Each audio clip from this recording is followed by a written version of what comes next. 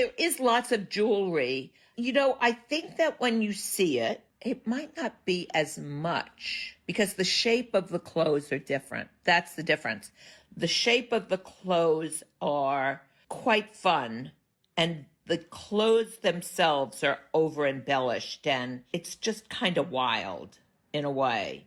And the hair is also wild, and it's a combination of a modern version of Marie Antoinette and different types of things. So there's jewels and things in the hair, but the jewels in the hair would then go with the designs of the dresses because the shape of the dresses are very different than that of Bridgerton. So not traditional necklaces and earrings, but it's just entwined around the figure and the costume. If it works as a whole, it was used on Cinderella, though she's also very tiny. Tiny, tiny, tiny. She's our first Latina Cinderella, Camila Cabello. She's quite wonderful, very talented young woman.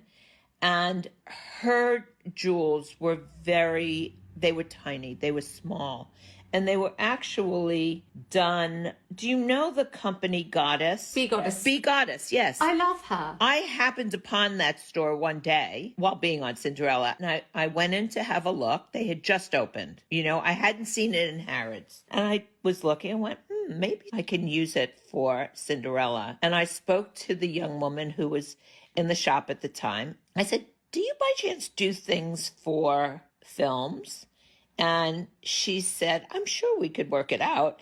And then 3 or 4 days later, I had the great fortune of becoming friends, meeting and then becoming friends with Essay. And it was love at first sight. And she did little things for. What do you have? Let me see. I've got a little Blue Diamond Evil Eye by Be Goddess. Oh, gorgeous, gorgeous. I have to tell you this. I just have to tell you this. I love this so much. She did, and I would love to give her credit whenever I possibly can. She is such a generous, beautiful human being. She did the jewelry that's tiny. It is tiny when Cinderella transforms. It is a new story, but it's a great musical with singing and dancing, and Cinderella certainly now can be a 21st century woman, but it is in a fairy tale that takes place in another time. That being said, I'd go in every Saturday while they were in London and just refine what we were going to do and decide and so on and so forth. And one day she said to me, look at the rings. I want you to pick a ring.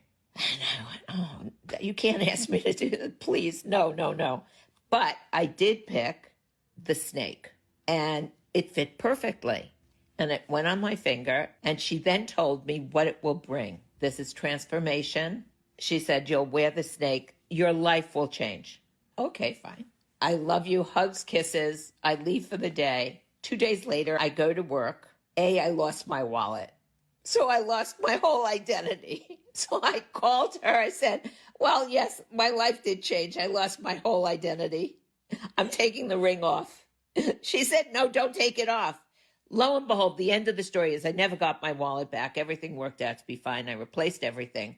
However, my life has shifted quite a bit since wearing that ring. She has a very magic spell that just rides over that jewelry.